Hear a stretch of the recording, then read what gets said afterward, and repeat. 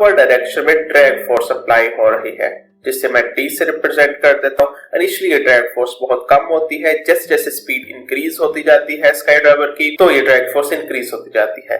Volume हमारे पास 3 है, तो आ जाएगी 8 ग्राम पर सेंटीमीटर क्यूब।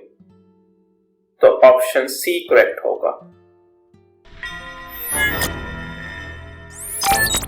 अस्सलाम वालेकुम students, welcome to physics hubs. आज हम करने जा रहे हैं 2017 अक्टूबर नवंबर पेपर 1 वेरिएंट 2 का पार्ट 1। चलते हैं हमारे फर्स्ट क्वेश्चन की तरफ, जो कि है 1 which list contains only scalar quantities। Scalar quantities हमने बतानी। एक्सेलरेशन नो, एक्सेलरेशन तो वेक्टर क्वांटिटी है।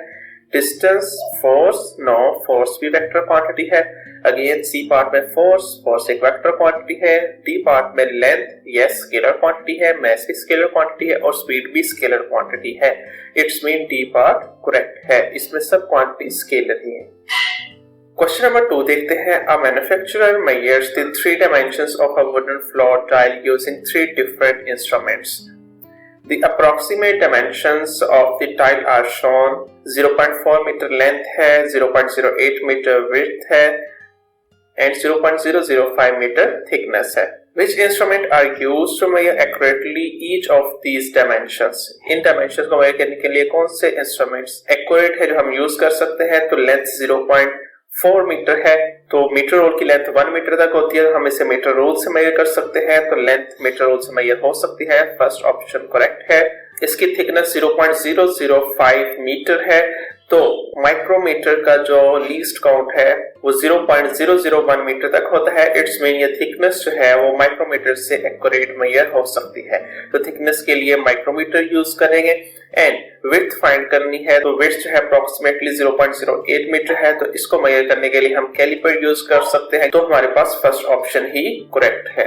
लीस्ट काउंट प्रिसीशन को कहते हैं, जो इंस्ट्रूमेंट सबसे लीस्ट प्रिसाइज वैल्यू बताता है उसे लीस्ट काउंट ही कहते हैं। क्वेश्चन नंबर 3 देखें। The speed time graph represents a short journey.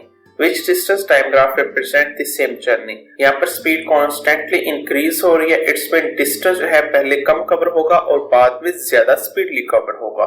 तो डिस्टेंस टाइम ग्राफ देखते हैं। यहाँ पर ए पार्ट में देखें, पहले स्पीड स्लो है तो डिस्टेंस कम कवर हो रहा है, लेकिन स्पीड इंक्रीज होती जा रही है तो डिस्टेंस फिर ज्यादा कवर होना शुरू हो गया। इट्स मीन ये जो हमारे पास स्पीड टाइम ग्राफ है ये फर्स्ट डिस्टेंस टाइम ग्राफ से ही रिप्रेजेंट हो रहा है। MCQs 4 देखते हैं। A free fall skydiver jumps from a plane. As he falls, there is a force acting upward and a force acting downward on his body. This produces a resultant force.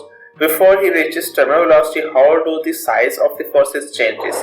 For example, ये हमारे पास एक sky driver है, इसने jump किया है तो इस पर ग्रेविटेशनल फोर्स एक्ट कर रही है डाउनवर्ड डायरेक्शन में, जो कि इसका वेट है, जिसकी वजह से ये डाउनवर्ड मूव कर रहा है। तो जो वेट है वो कांस्टेंट रहेगा, वो चेंज नहीं होता, तो डाउनवर्ड जो फोर्स है वो सेम रहेगी। तो यहाँ पर सी ऑप्शन करेक्ट हो सकता है, या D stay the same, downward force same रहेगी। उसके बाद हमारे पास इस स्काई ड्राइवर पर अपवर्ड डायरेक्शन में ड्रैग फोर्स अप्लाई हो रही है, जिससे मैं डी से रिप्रेजेंट कर देता हूँ। इनिशियली ये ड्रैग फोर्स बहुत कम होती है, जैसे जैसे स्पीड इंक्रीज होती जाती है स्काई ड्राइवर की, तो ये ड्रैग फोर्स इंक्रीज होती जाती है। तो यानी कि जो ड्रैग फोर्स है वो with the passage of time increase होगी, यानी कि इसमें भी सी और डी दोनों पार्ट में से कोई एक करेक्ट हो सकता है। उसके बाद बात करते हैं रिजल्टेंट फोर्स की। अब डाउनवर्ड फोर्स कांस्टेंट है और अपवर्ड फोर्स इंक्रीज हो रही है। इट्स मीन जो डाउनवर्ड फोर्स है वो इनिशियली मैक्सिमम होगी, उसके बाद ये डिक्रीज होती जाएगी क्योंकि अपवर्ड फोर्स इंक्रीज हो रही है। डिक्रीज होती होती जीरो हो जाएगी और अपवर्ड और डाउनवर्ड फोर्स इक्वल आ जाएगी, तो ये टर्मिनल वेलोसिटी से मूव करना शुरू कर देगा। तो जो नेट फोर्स है वो डिक्रीज होगी, तो यानी कि ये सी पार्ट ही करेक्ट है क्योंकि इसमें डिक्रीज का ऑप्शन है, तो सी ऑप्शन करेक्ट होगा। MCQs 5 देखिए। The diagram shows two objects on a beam balance. The beam balance is in equilibrium. Which quantities may be different? अगर beam balance equilibrium है, it's mean जो left side पर force apply हो रही है और जो right side पर force apply हो रही है वो same है, और यहाँ पर force सिर्फ weight है जो apply हो रहा है downward। तो options को देखते हैं। A option है the masses of two objects, masses different होंगे, no, इन पर gravitational field strength same है, तो इनका mass भी same होगा, तो weights equal आएगा। क्योंकि इक्विलिब्रियम है तो ये कंडीशन है कि वेट इक्वल ही है, इट्स मीन मैसेज भी सेम है।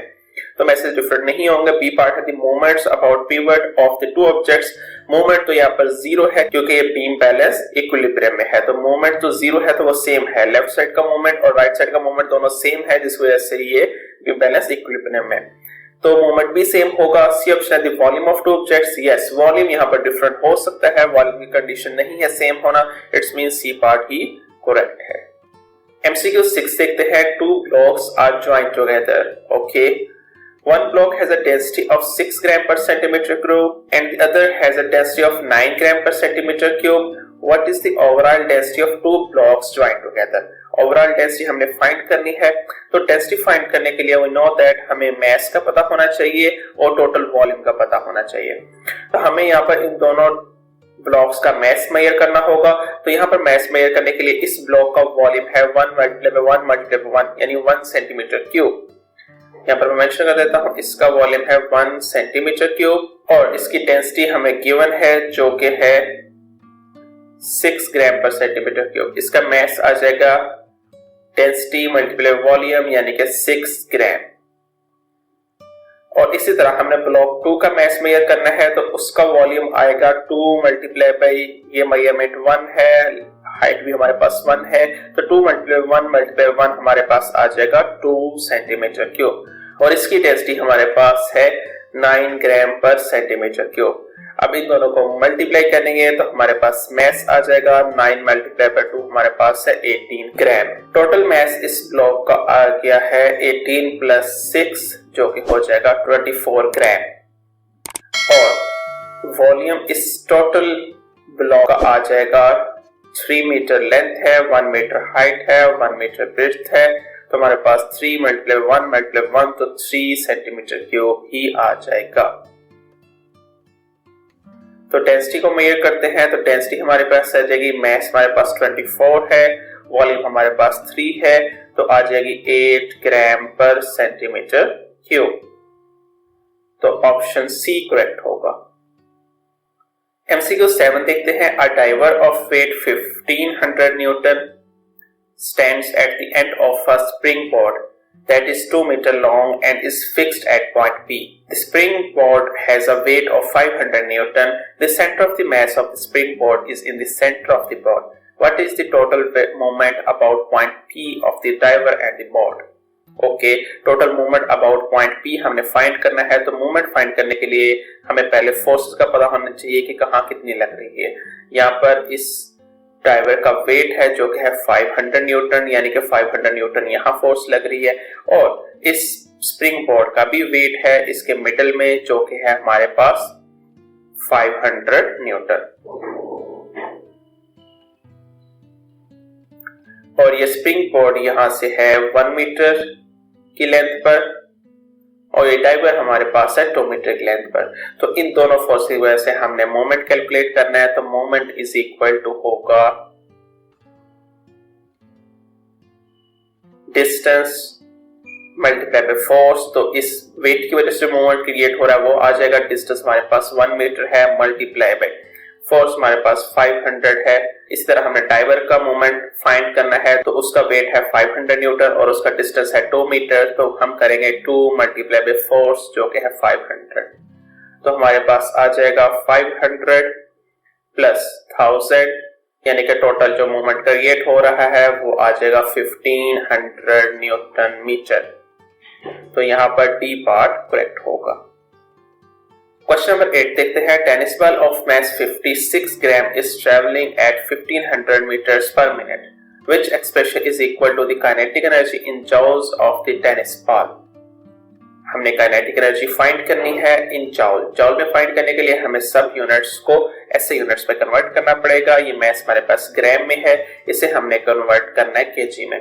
तो केजी में कन्वर्ट करने के लिए 56 को डिवाइड करना पड़ेगा 1000 से, जो कि आ जाएगा हमारे पास 0.056 केजी। इस तरह जो हमारे पास स्पीड है इसे कन्वर्ट करना पड़ेगा मीटर पर सेकंड में, तो स्पीड को कन्वर्ट करते हैं 500 मीटर पर मिनट से। मिनट्स को सेकंड में कन्वर्ट करने के लिए हम इसे 60 से डिवाइड करेंगे, तो हमारे पास ये स्पीड आ जाएगी मीटर पर सेकंड्स में। तो स्पीड को डिवाइड करने से आंसर आएगा 25, तो हमारे पास यानी कि स्पीड मीटर पर सेकंड में 25 आ जाएगी। तो अगर मैं यहाँ पर काइनेटिक एनर्जी का फॉर्मूला आपको लिखकर बताऊं तो वो होता है हाफ mv²। वैल्यूज को पुट करें तो मास हमारे पास इस वक्त है 0.05 kg, यानी यहाँ आएगा 0.056 kg एंड वेलोसिटी हमारे पास 25 का स्क्वायर आ जाएगा। तो ये ऑप्शन ए में है ये एक्सप्रेशन, तो ए पार्ट ही करेक्ट होगा। MCQ 9 देखते हैं। In hydroelectric power station 4.2 multiplied times power 5 kg of water passes through the turbine every second. The turbine are at a height of 50 meters below the surface of the reservoir. The gravitational field strength is 10 Newton per kg. Assuming there are no energy losses, what is the power output of the power station? तो power output हमने find करनी है। तो यहाँ पर हमने सबसे पहले देखना है कि एनर्जी ट्रांसफर कितनी हो रही है पर सेकेंड। तो वाटर में पोटेंशियल एनर्जी स्टोर है, तो पोटेंशियल एनर्जी फाइंड करते हैं। वाटर में कितनी है वो हम फाइंड कर सकते हैं mg8 से। m हमारे पास मास ऑफ वाटर है 4.2 multiplied 10⁵ और ग्रेविटेशनल फील्ड स्ट्रेंथ हमारे पास 10 होती है और वाटर की हाइट हमारे पास है 50 मीटर। मल्टीप्लाई करेंगे सबको तो हमारे पास आंसर आ जाएगा 2.1 multiplied 10⁸ जूल। तो ये हमारे पास वाटर में स्टोर पोटेंशियल एनर्जी है। अब पर सेकेंड में वाटर ट्रांसफर हो रहा है 4.2 multiplied 10⁵ kg। इट्स मीन ये जो हमने पोटेंशियल एनर्जी फाइंड की है ये पर सेकेंड में ट्रांसफर होगी टरबाइन में, यानी कि पावर जो होती है वो होती है एनर्जी डिवाइडेड बाय टाइम। तो टाइम हमारे पास यहाँ पर 1 सेकेंड है और एनर्जी हमारे पास 2.1 multiplied 10⁸ जूल है। इट्स मीन कि ये 2.1 multiplied 10⁸ वाट ही पावर ट्रांसफर होगी, तो यानी कि डी पार्ट करेक्ट होगा। MCQ 10 देखते हैं। The diagram shows a mercury manometer connected to a gas container. The density of mercury is 14,000 kg per meter cube. The gravitational field strength G is 10 Newton per kg. What is the pressure difference between the gas in the container and the atmosphere? Pressure difference हमने find करना है, तो pressure find कर सकते हैं हम ρgh से। Density हमारे पास mercury की है 14,000। ग्रेविटेशनल फील्ड स्ट्रेंथ हमारे पास 10 है और हाइट हम यहाँ से फाइंड कर सकते हैं। हाइट हमने फाइंड करनी है तो वो आएगी 0.6 माइनस 0.2, तो हमारे पास आ जाएगा 0.4 मीटर, यानी कि हाइट हमारे पास है 0.4। मल्टीप्लाई करने से हमारे पास आंसर आएगा 56,000 पास्कल। तो यानी कि यहाँ पर जो प्रेशर है वो 56,000 पास्कल, सी पार्ट करेक्ट होगा। ओके स्टूडेंट्स, आज का लेक्चर हमारा यहाँ खत्म होता है। इस लेक्चर में किसी किस्म की कोई प्रॉब्लम है तो आप हमसे कमेंट सेक्शन में पूछ सकते हैं। हमारे सोशल मीडिया अकाउंट्स के लिंक्स भी डिस्क्रिप्शन में शेयर किए गए हैं। आपको किसी किस्म की हेल्प की जरूरत हो तो आप विदाउट एनी हेजिटेशन हमसे कांटेक्ट कर सकते हैं। अपना पोस्ट रखे रखिएगा। खुदा हाफिज।